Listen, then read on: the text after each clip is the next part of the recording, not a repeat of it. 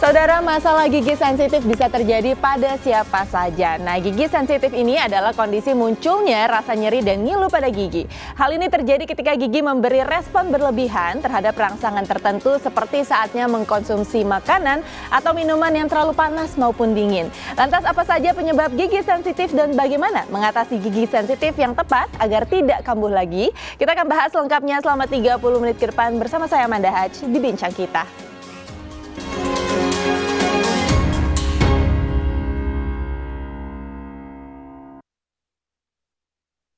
Dan saat ini ya untuk membahasnya sudah hadir narasumber saya ya Dr. Gigi Kalista Argentina selaku dokter ahli. Halo dokter, apa kabar? Halo Amanda. Selamat pagi. Sehat ya? Alhamdulillah sehat. Nah dokter, ini menarik sekali sih yang hari ini kita bahas mengenai gigi sensitif. Tapi kalau saya bilang gigi sensitif, sebenarnya saya yakin banyak sekali saudara di rumah nih yang sudah merasakan gigi sensitif, namun belum sadar sebenarnya dia termasuk salah satu pasien dari gigi sensitif. Nah, mungkin dokter bisa menjelaskan sedikit mengenai apa sih sebenarnya gigi sensitif ini? Oke, Amanda. Dan pemirsa di rumah, gigi sensitif itu adalah rasa ngilu yang muncul karena adanya perubahan suhu dari panas ke dingin, kemudian akibat gesekan karena sikat gigi, dan juga karena paparan asam dari minuman atau makanan ya. Dan rasa sakitnya sensitif itu berbeda dengan rasa sakit akibat gigi berlubang. Oh beda? Ya, jadi bedanya adalah rasa sakit untuk gigi sensitif itu rasa sakit itu muncul secara spontan, singkat dan tajam. Jadi seperti sharp pain yang muncul secara tiba-tiba akibat adanya paparan tersebut. Oke. Nah kalau penyebabnya sendiri dari gigi sensitif itu apa saja? Ya paling banyak itu penyebabnya adalah akibat kesalahan dalam menyikat gigi. Nah sebenarnya sederhana ya, kesalahan dalam menyikat gigi, tekniknya itu salah. Di mana terjadi penurunan gusi karena kita salah nyikat giginya, jadi penurunan gusi. Nah sebagian akar gigi yang terbuka itu adalah bagian yang sensitif. Ya. Itu menjadi salah satu penyebab utama kenapa akhirnya gigi kita jadi sensitif begitu ya dokter ya. Wow, ini menarik. Dan saya yakin juga saudara di rumah ini ingin bertanya langsung boleh, karena memang selain live di Kompas TV, Anda juga bisa menyaksikan Bincang Kita pagi hari ini saudara secara langsung melalui live streaming di YouTube Kompas TV, live Facebook Klik Dokter, dan juga live Instagram Tanya Pepsodent. Nah, bagi Anda yang punya pertanyaan kayak tadi ya yang saya bilang ada keluhan terkait gigi, ingin bertanya langsung boleh langsung ya. Silakan ketik pertanyaannya di kolom chat, nanti kita akan bacakan dan dijawab langsung ya oleh dokter Gigi Kalista, gitu ya dokter ya. Nah dokter, berarti kan penyebab utamanya sebenarnya sangat simpel sekali sebenarnya ya, dimulai dari cara kita menyikat gigi yang salah. Nah tapi kalau gigi sensitif ini tuh bisa terjadi pada siapa saja sebenarnya dokter? Betul. Bisa terjadi pada siapa saja, terutama usia 30 tahun ke atas dan juga para lansia. Kalau para lansia jelas karena dengan adanya aging itu akan terjadi penurunan gusi secara alami. Nah kalau misalnya yang dewasa muda ini pasti karena kebiasaan buruk, yaitu salah satunya cara menyikat gigi yang salah. Cara menyikat gigi yang salah itu jadi salah satu penyebab. Selain cara menyikat gigi yang salah, faktor apa sih yang dapat meningkatkan risiko seseorang ini bisa atau mudah terserang dengan namanya gigi sensitif, dokter? Selain sikat gigi yang salah itu bisa juga misalnya menggunakan sikat gigi yang sudah rusak, yang udah bulunya udah mekar tuh masih dipakai, nah itu bisa menyebabkan penurunan gusi juga. Selain itu kebiasaan buruk seperti menggertakkan gigi saat tidur, itu namanya kebiasaan bruxism. Kalau kita tahu ya, kalau malam hari itu ada yang mengerat gitu ya. Nah itu bisa membuatkan, nanti kita bahas ya. Nah itu bisa menyebabkan gigi sensitif juga loh Amanda. Dan itu kalau dibiarkan lama-lama jadi makin memperburuk begitu ya? Iya, memang harus dicari. Ini kan hal yang sebenarnya sangat sangat mudah dilakukan, atau mungkin banyak orang melakukan hal ini karena tanpa sadar mereka kalau ini adalah tindakan yang salah. Jadi mereka nggak menyadari kalau ini salah, jadi mereka terus melakukan mengulang-ulang, akhirnya ada dampaknya gitu ya. Nah tapi sebenarnya ciri-ciri jika seseorang ini merasakan gigi sensitif, mulai dari yang ringan aja deh, dari yang awal gitu sampai akhirnya memang parah banget, seperti apa sih dokter? Jadi dari yang paling ringan itu adalah saat kita minum ya, minum sesuatu yang minuman yang panas atau minuman yang dingin. Nah itu perbedaan suhu itu menyebabkan akan ada rasa ngilu yang singkat dan tajam itu terasa di kita. Nah terus kalau misalnya kita makan atau minuman yang manis ya, atau seperti yang manis seperti pekat seperti kurma atau madu itu bisa menyebabkan rasa sensitif juga. Ya, asam juga ya. Dan minuman manis-manis tuh yang kekinian tuh yang kopi-kopi kekinian yang manis itu lama-lama ya.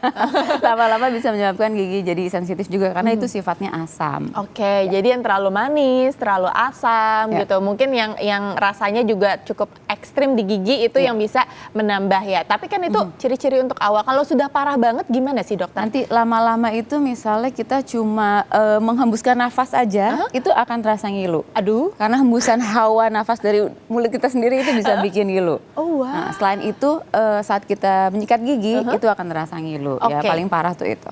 Itu adalah rasa yang dirasakan. Tapi ada efek samping nggak ketika kita akhirnya mengalami gigi sensitif ini yang akhirnya parah sekali sampai kita, aduh ini harus buru-buru deh ke dokter gigi. Nah itu gimana, dokter? Ya biasanya kalau misalnya pasien itu atau seseorang itu udah mencoba minum painkiller ya, anti nyeri juga nggak hilang juga, akhirnya harus ke dokter gigi dan akhirnya harus dilakukan penambalan ataupun perawatan syaraf gigi. Nah ini biasanya dokter kalau ya kita sudah mengalami gigi sensitif, harus kapan kita harus buru-buru ke dokter gigi gitu? Sebelum akhirnya sudah parah banget ke dokter gigi, nah sebelum itu kapan baiknya?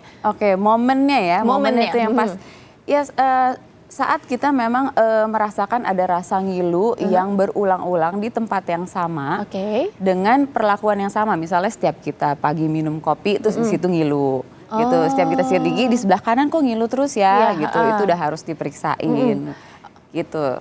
Jadi memang sudah ada rasa-rasa ngilu, jangan ditunggu sampai terlalu parah, langsung segera konsultasikan ke dokter begitu ya. Dokter, wow ini menarik sekali. Nah dokter Kalista masih banyak pertanyaan yang ingin saya tanyakan, tapi kita harus jeda dulu sejenak ya. Usai jeda saudara kita akan kembali, jadi tetaplah bersama kami di Bincang Kita.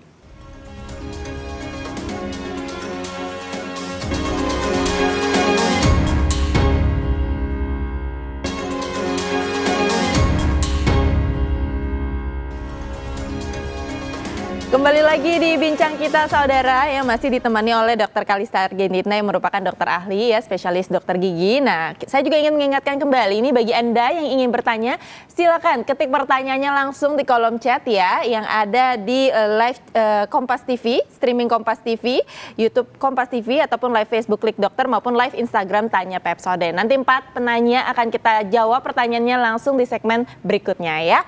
Nah, dokter tadi kan dokter juga sudah menjelaskan ternyata memang ciri-ciri dari gigi sensitif itu mulai dari yang ringan sampai yang berat itu beragam ya. Kalau yang ringan tadi dari minum aja, itu minum teh, minum yang manis, yang dingin, itu dingin sedikit, itu udah agak-agak gimana gitu giginya ya. Sampai sering gitu, sering gitu. Iya, sampai kalau sudah berat kita nafas saja kalau giginya sudah kondisi parah, nafas aja udah ngilu gitu ya. Waduh. Nah, ini kan apa ya, cukup menyiksa gitu ya dokter ya. Sangat. Nah, tapi sebenarnya apakah gigi sensitif ini bisa diatasi atau disembuhkan dokter kalau sudah terlanjur kena gitu? Nah bisa nggak sih diobati?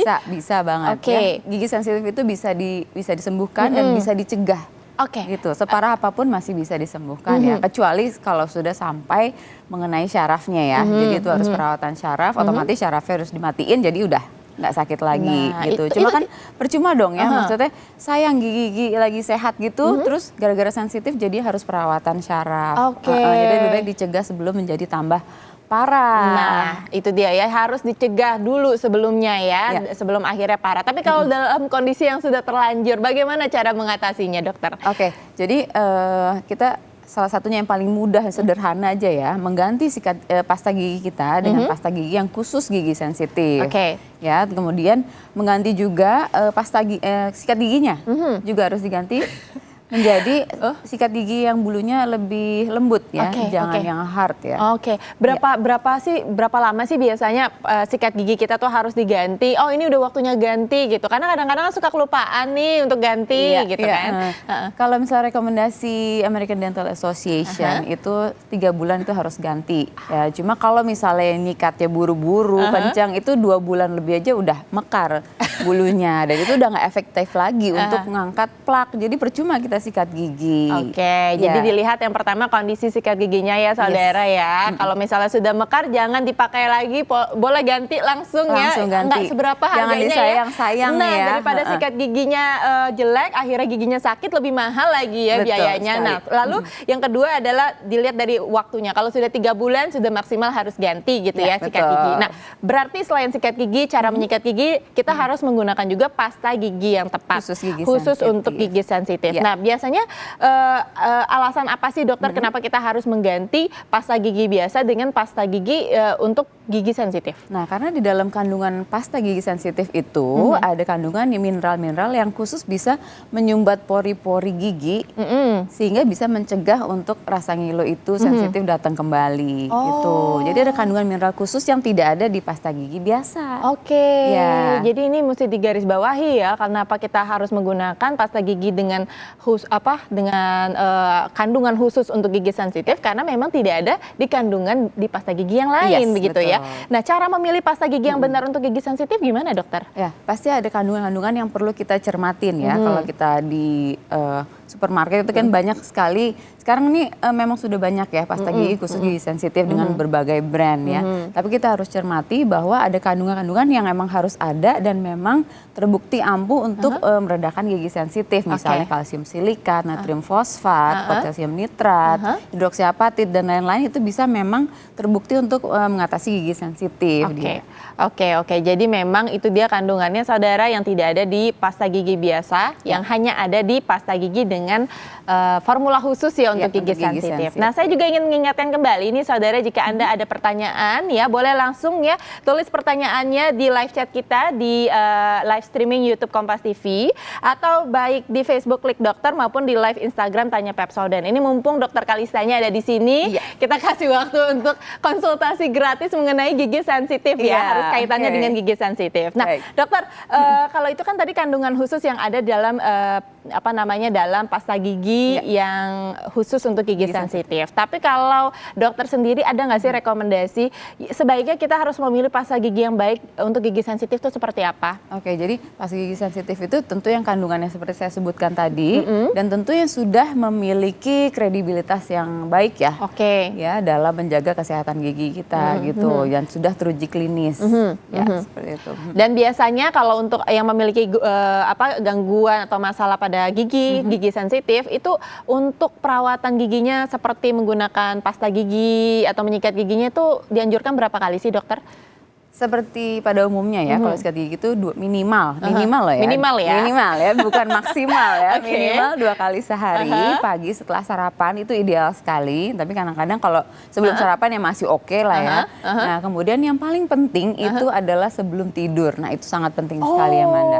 Jadi jangan sampai malas ya. Jadi kalau misalnya emang males banget sikat gigi, kalau misalnya harus milih ya, kalau takut rugi gitu sikat giginya lebih gitu. Kalau misalnya mandi sore atau malam sebelum tidur, mendingan pilih malam sebelum tidur ya. Karena pada saat malam sebelum tidur itu supaya kita plak-plaknya itu tidak menginap semalaman di gigi kita. Karena memang kita beraktivitas makannya juga kan sebelum tidur kita makan dulu atau minum dulu Nah itu yang harus dihindari ya, dihapus gitu dan juga karena pada saat tidur itu produksi ludah kita itu berkurang. Jadi daya self cleansing gigi kita itu juga akan berkurang untuk membantu kita untuk membersihkan gigi-gigi. Oh begitu. Oke. Dokter, ini di depan kita ada gigi ya. Dan juga sikat giginya. Tadi dokter juga sempat menjelaskan salah satu penyebab utama kenapa kita memiliki gigi sensitif adalah cara menyikat gigi yang salah. Boleh dipraktekkan cara menyikat gigi yang benar dokter seperti apa sih? Iya, ini aku nggak bosan-bosannya peragain ke pasien-pasien aku setelah scaling ya, karena setiap habis scaling selalu aku tanya gimana cara sikat gigimu? Untuk dewasa nih ternyata cara sikat gigi mereka tuh masih menggunakan gerakan yang circle, yang memutar, which is itu adalah gerakan sikat gigi untuk gigi susu sebenarnya. Oh, itu untuk gigi susu aja? Iya, untuk gigi susu. Harus sadar diri ya, bukan gigi susu lagi kita punya. Jadi yang benar? Jadi kita usahakan nama tekniknya itu metode BAS teknik ya, BAS method. Ya pertama kita pisah dulu rahang atas sama rahang bawah ya, kita buka ya. Nah, kita fokus dulu kalau misalnya rahang atas, Atas dulu, bawah dulu. Nah, karena kita mengunyah itu bagian dalam sini, ya, sisa makanannya. Jadi bagian yang paling intens kena makanan adalah sisi dalamnya. Jadi bagian inilah yang harus disikat terlebih dahulu. Geraham ya? Sisi dalam. Sisi dalam. Nah, sebelah sini nih. Oke. Nah, dan tempatkan posisi sikat gigi ini 45 derajat menghadap gusi seperti ini. Oh gitu. Kelihatan kan ya semua ya. Jadi bukan miring 90 derajat tapi 45 derajat. 45. Iya, jadi sisi dalamnya kena dan leher-leher gigi bagian dalamnya juga kena. Oh gitu. Oke, nah kita sikat pelan-pelan aja 2 gigi ya sampai depan, gerakannya satu arah mencongkel. Ya. Jangan atas bawah ya Amanda ya, karena bisa mendorong gusi itu turun ke bawah, jadi gigi jadi sensitif juga. Oh begitu. Jadi mencongkel ya, ya teman-teman ya, lihat nih. Nah sama, perlu 45 derajat lagi sampai belakang. Oke, jadi bagian gigi depannya itu dia agak mencongkel ya dokter ya? Mencongkel, dan satu arah ya. Iya, kemudian permukaan kunyahnya, ya baru permukaan luarnya juga 45 derajat seperti ini. Ya, nih seperti ini. Ya, sama juga seperti yang gigi atas. Dan kesalahannya itu biasanya yang tadi itu aku bilang ya, gerakan circle gitu, melingkar itu akan membuat gusi-gusi di bawah sama atasnya itu akan naik. Oh gitu. ini saya masih melakukan ini loh ya. Oke. Ya. Oke, jadi yang benar untuk bagian depan atasnya itu gimana dok? Iya sama seperti tadi ya. 45 derajat lagi, congkel juga bagian depannya sama, permukaan kunyahnya juga. Oke. Ya. Luarnya juga seperti ini, gitu. Dan begitu. juga jangan lupa sikat lidah karena kuman itu banyak di back of your tongue. Nah itu dia saudara, cara menyikat gigi yang tepat ya untuk bisa menghindari juga gigi sensitif untuk Anda. Nah bagi Anda yang terlanjur memiliki masalah pada gigi Anda, gigi sensitif, ingin bertanya boleh langsung, ayo monggo tulis saja pertanyaannya di live chat kita ya, di live streaming YouTube Kompas TV ataupun live Facebook Klik Dokter maupun live Instagram Tanya Pepsodent nanti ya. Setelah ini akan langsung kita jawab 4 pertanyaan oleh Dokter Kalisna ya. Kita break dulu sejenak ya dokter. Usai jeda kita akan kembali lagi saudara. Jadi tetaplah bersama kami di Bincang Kita.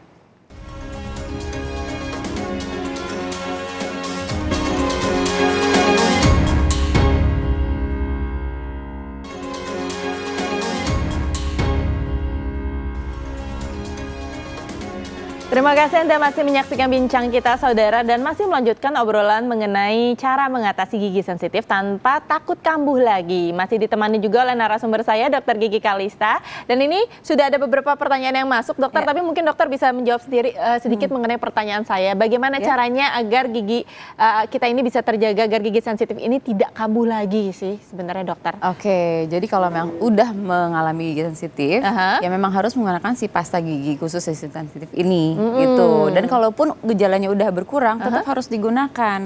Iya, supaya dia tidak kambuh kembali. Betul. Jadi cara menyikat giginya diganti, lalu pasta giginya juga harus pilih yang tepat. Dan ketika sudah tidak ngilu lagi, jangan akhirnya beralih ke tempat lain gitu ya. Iya, gitu. Nanti akan kambuh lagi. Nah, itu dia. Oke, dokter, ini ada beberapa pertanyaan. Sebenarnya banyak sekali pertanyaan yang sudah masuk, tapi kita pilih 4 saja dulu ya. Jadi ini dari Vian Jodok, gimana cara menghilangkan kebiasaan tidur yang giginya itu berbunyi menggertak gitu ya. Nah, ini agak sulit sebenarnya ya. Coba gimana?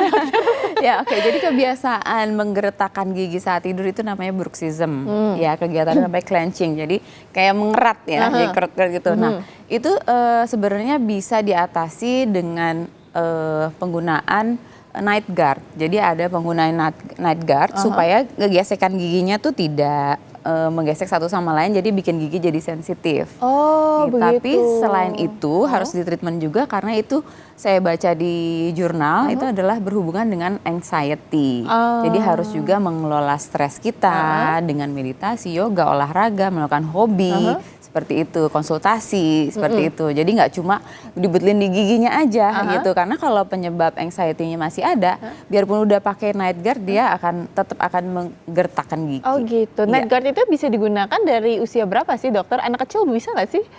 Kayaknya nggak nyaman ya kalau buat anak kecil. Biasanya dewasa ya. Biasanya udah mulai. dewasa ya. Karena anak kecil juga sering menggertakkan gigi ya. Mungkin itu kecapean habis main ya. Nah itu dia. Yang di atasnya adalah anxiety-nya ya. Oke, pertanyaan kedua nih dokter dari Instagram. Pagi dokter, kalau gigi goyang apa bisa dibenerin dokter? Terima kasih katanya. Bisa, selama giginya masih nempel bisa ya.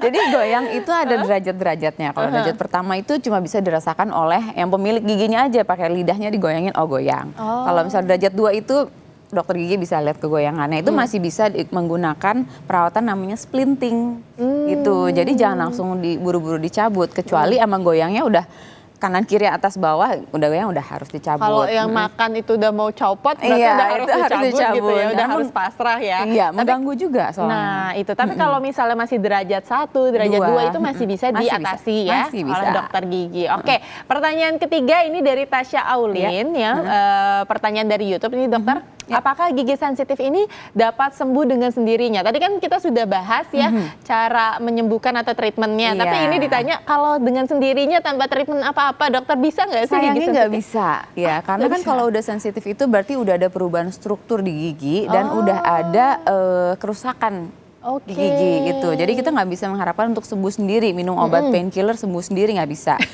gitu nggak ya. Bisa ya? Nggak bisa. Jadi harus dibantu dengan ya tadi itu pasta gigi khusus gigi sensitif gitu, dengan perbaikan cara teknik menyikat giginya. Oke. Dan kalau makanan sendiri ada nggak yang harus kita hindari? Nah justru kalau misalnya orang gigi sensitif biasanya bukannya mencari terapi untuk mengatasi gigi sensitif, tapi dia menghindari makanan-makanan yang bikin gigi sensitif. Misalnya jadi males minum yang dingin, minum manis gitu. Padahal jangan. Itu sebenarnya indikator untuk mengetahui kita tuh sensitif atau enggak giginya. Jadi gitu. justru harus dites dengan makanan-makanan itu gitu ya. Bukannya malah dihindari. Oke. Nah, ini pertanyaan terakhir ini dari Inga Susi 912 nih dokter ya. Penyebab gusi bengkak apa aja ya dok? Bagaimana cara mengobatinya? Nah, penyebab gusi bengkak tuh banyak banget ya. Salah satunya itu bisa karena penumpukan plak dan karang gigi, itu bisa jadi pembengkakan gusi. Kemudian infeksi gigi juga bisa menyebabkan gusi bengkak. Dokter, karena banyak sekali yang bertanya, tambahan satu lagi bonus pertanyaannya ini dari Mailani Budiarsi. Untuk memperbaiki gusi yang sudah terlanjur turun, apa yang harus kita lakukan dokter? Kalau misalnya udah terlanjur turun nih ya, setidaknya kita yang bisa lakukan adalah tidak memperparah supaya tidak tambah turun lagi. Ya, dengan cara tadi memperbaiki teknik menyikat giginya ya. Dan kalau sikat gigi itu jangan buru-buru. Kalau buru-buru itu otomatis kita akan kasih tenaga yang kuat. Nah, itu bisa tambah membuat gusi lagi jadi turun gitu. Nah, untuk secara bedahnya bisa dinaikin lagi, tapi itu menggunakan teknik bedah ya. Jadi itu ya cara-caranya. Nah, itu tadi beberapa pertanyaan dari para netizen nih dokter ya terkait mengenai kesehatan gigi. Mungkin saya terakhir saja, singkat saja dokter, mengenai cara atau mungkin pesan dan tips ya dalam merawat kesehatan gigi untuk para saudara di rumah itu seperti apa dokter? Saya pengen pesen nih ya, kalau misalnya di rumah tuh kalau gigi itu kesehatan gigi jangan dinomor-duakan ya. Itu bagian dari tubuh kita. Jadi sama-sama harus diprioritaskan. Kalau ada yang sakit gigi harus segera diperiksakan. Kalau ada yang nyelip-nyelip sedikit berulang kali di bagian yang sama harus diperiksakan. Dan kemudian ya seperti yang kita udah tahu pada umumnya ya, menyikat gigi minimal dua kali sehari, terutama malam sebelum tidur, menggunakan pasta gigi yang mengandung fluoride pastinya, dan sesuai dengan kondisi gigi. Misalnya gigi sensitif harus pasta gigi yang khusus gigi sensitif. Gitu. Kemudian rutin membersihkan karang gigi setiap 6 bulan sekali walaupun tidak ada keluhan. Iya, seperti itu. Jadi meskipun tidak ada keluhan, kita juga tetap harus membersihkan karang gigi. Iya, betul. Sebaiknya dokter, terakhir mungkin dari saya, sebaiknya kalau untuk usia berapa sih kita harus segera memeriksakan atau merawat gigi ke dokter gigi, dokter? Dari kecil maksudnya? Dari kecil? Dari kecil, ya. Kalau misalnya saya baca di jurnal itu sebisa mungkin setelah ulang tahun pertama, anak kecil itu harus udah mulai diajak ke dokter gigi. Setidaknya untuk pembiasaan dia dengan environment lingkungan klinik gigi. Seperti itu, bertahap gitu, nggak langsung tindakan. Nah itu dia. Kalau gitu Dokter Kalisa, terima kasih atas informasinya, luar biasa ya. Semoga ini gigi kita jadi semua sehat semua ya. Harus. Terima kasih, sehat selalu ya dokter. Sama-sama ya. Dan bagi Anda saudara yang saat ini mengalami gigi sensitif, jangan khawatir ya, karena Anda dapat konsultasi dengan dokter gigi melalui klik dokter yang bisa Anda akses dari manapun dan kapanpun. Dan jika Anda memiliki keluhan gigi sensitif, Anda bisa menggunakan Sensitive Mineral Expert by Pepsodent untuk mengatasinya. Tidak terasa sudah 30 menit saya menemani Anda. Semoga perbincangan kami dapat memberikan informasi kesehatan untuk Anda sekeluarga. Dan jangan lupa juga untuk saya ingatkan selalu tetap patuhi protokol kesehatan dimanapun Anda berada. Saya Amanda Haj pamit undur diri. Sampai jumpa.